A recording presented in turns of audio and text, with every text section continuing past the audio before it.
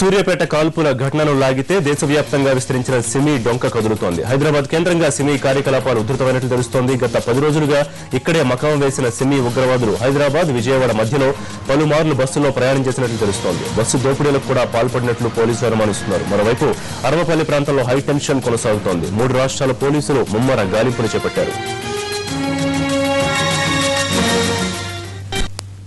Nalgonda encounter తర్వాత సిమి కార్యకలాపాలపై తీగ లాగుతోన్న కొద్దీ కొత్త విషయాలు బయటకు వస్తున్నాయి. ఎన్కౌంటర్ లో చనిపోయిన 2 తీవ్రవాదులు సిమి కార్యకర్తలని మధ్యప్రదేశ్ పోలీసులు తేల్చారు. మరోవైపు అరవపల్లి ప్రాంతంలో జరుగుతున్న కూంబింగ్ లో పాల్గొనేందుకు మహారాష్ట్ర పోలీసులు కూడా రంగంలోకి దిగారు. వరంగల్, నల్గొండ సరిహద్దు ప్రాంతాల్లో ఆ 3 తీవ్రవాదుల కోసం గాలింపు ముమ్మరం చేశారు. కూంబింగ్ జరుగుతున్న ఏరియా నుంచి మరిన్ని డీటెయిల్స్ మా కరెస్పాండెంట్ శర్మ అందిస్తారు.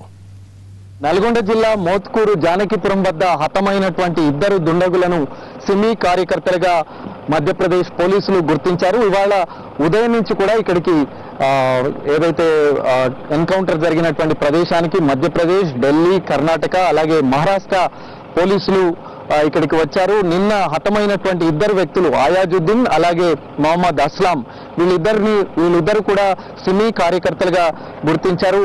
వాళ్ళు 2011లో మధ్యప్రదేశ్ పోలీసులకు చిక్కారు. అంతకుముందు వాళ్ళ యాక్టివిటీస్ చాలా ఇదిగా ఉన్నాయి.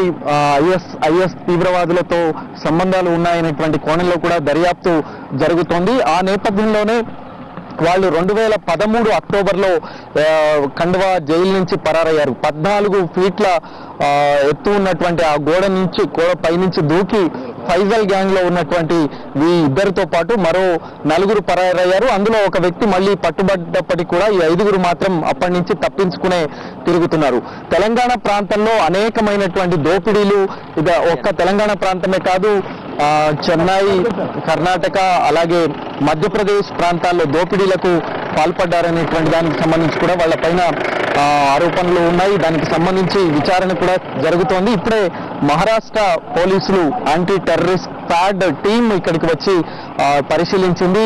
ఆ హతమైనటువంటి ఎన్కౌంటర్ జరిగినటువంటి ప్రాంతం ఏదైతే ఉందో అక్కడ పరిశీలించి వెళ్ళింది. ఇందాక ఢిల్లీ పోలీసులు వచ్చారు, అలాగే కర్ణాటక పోలీసులు కూడా ఇక్కడికి వచ్చి ప్రాంతాన్ని పరిశీలించారు. నిన్న ఉదయం 8:20 సమయంలో ఇక్కడ జరిగినటువంటి ఎన్కౌంటర్ లో అయాజుద్దీన్ అలాగే మొహమ్మద్ అస్లాం ఇద్దరు కూడా భీకరమైన దాడిలో హతమైనటువంటి పరిస్థితి. ఆ సమయంలో ఇదే ప్రాంతంలో ఒక ఇన్స్పెక్టర్, ఎస్ఐ, మరో 2 కానిస్టేబుళ్లు వాళ్లను మట్టు పెట్టేందుకు ఇటువైపు వస్తున్నారు. వీళ్ళు కూడా ఒక బైక్ పైన వచ్చి ఇక్కడ ఒక జేసీబీ పక్కన దాచుకునేటువంటి ప్రయత్నం చేస్తూ పోలీసుల పైన ఎదురు కాల్పులకు పాల్పడ్డారు. ఆ సమయంలో 2 కానిస్టేబుళ్లు తెగించి వాళ్ళ పైన పడి ఒకరు కాల్పులు జరిపారు.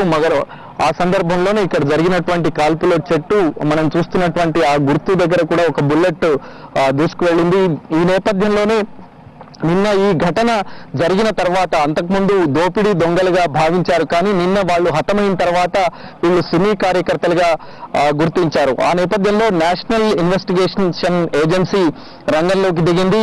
వీరితో పాటు మరో 3 ఎక్కడ ఉన్నారు అనే కోణంలో ప్రస్తుతం దర్యాప్తు జరుగుతోంది. వాళ్ళ యాక్టివిటీ ఏంటి అనేటువంటి దానికి సంబంధించి కూడా దర్యాప్తు జరుగుతోంది. ఎందుకంటే షెల్టర్ జోన్ గా హైదరాబాద్ ను చేసుకుని వాళ్ళు కార్యకలాపాలు కొనసాగిస్తున్నారనే సమాచారం ఉంది. నిన్న హతమైనటువంటి అయాజుద్దీన్ అలాగే అస్లాం వీళ్ళిద్దరూ కూడా హైదరాబాద్ లో కొద్ది రోజులు 2-3 నెలల పాటు అక్కడ మకాం వేశారు. అంటే హైదరాబాద్ లో ఏదైనా కుట్ర చేసేటువంటి కోణంలో వాళ్ళు ఉన్నారా అనేటువంటిది కూడా ప్రస్తుతం దర్యాప్తు జరుపుతోంది. అన్ని టీములు కూడా రంగంలోకి దిగాయి. మరోవైపు ఇదే ప్రాంతంలో మరో 3 వీళ్ళతో పాటు ఉన్నటువంటి మరో 3 ఎక్కడ ఉన్నారు అనేటువంటి దానికి సంబంధించి కూడా దర్యాప్తు జరుగుతున్న నేపథ్యంలోనే నల్గొండ పోలీసులు, ఇతర విభాగాలకు సంబంధించినటువంటి పోలీసులు కూడా ఉదయం నుంచి కూంబింగ్ కొనసాగిస్తున్నారు. అయితే మధ్యాహ్నం ఒక వార్త వచ్చింది, మోత్కూరు ప్రాంతంలో ఒక వ్యక్తి అనుమానాస్పదంగా తిరుగుతున్నాడనేటువంటి వార్త వచ్చింది. కానీ అతడు స్థానికంగా ఒక హిందీలో మాట్లాడడం అనేకమైనటువంటి అనుమానాలకు రేకెత్తించింది. ఆ తర్వాత అతడు కుక్కర్లు బాగు చేసి విక్రయించే వ్యక్తి అని తేలడంతో స్థానికులు అప్పటికే అతన్ని దేహశుద్ధి చేసి పోలీసులకు అప్పగించారు. విచారణలో అతడు మామూలు వ్యక్తి, సామాన్యమైన వ్యక్తి, అతనికి ఉగ్రవాద సంస్థలతో ఎలాంటి సంబంధాలు లేవు అనేటువంటిది తేలింది. మరోవైపు 2 రోజుల పాటు అయాజుద్దీన్ అస్లాం ఏదైతే ఆత్మకూరు దర్గా దగ్గర వాళ్ళు ఉన్నారో దానికి సంబంధించి కూడా విచారణ జరిపారు. అక్కడ ఉన్నటువంటి వ్యక్తులతో కూడా విచారణ జరిపారు. అయితే తమకు ఎలాంటి సంబంధం లేదు, వాళ్ళు వచ్చేటువంటి వ్యక్తుల్లో వాళ్ళు కూడా ఉండి ఉండవచ్చు అనేటువంటి అనుమానాలను వ్యక్తం చేసినటువంటి పరిస్థితి. మొత్తంగా ఉగ్రవాదులు 3-4 రోజుల పాటు ఈ ప్రాంతంలో తలదాచుకోవటం, ఇక్కడ ఒక 2 హతమవటం, మిగతా 3 ఎక్కడున్నారు అనేటువంటి కోణంలో ప్రస్తుతం దర్యాప్తు జరుగుతున్న నేపథ్యంలో చూడాలి మరి ఆ 3కి సంబంధించినటువంటి సమాచారం ఏదైనా దొరుకుతుందా లేదా అనేటువంటిది మనం చూడాల్సి ఉంది.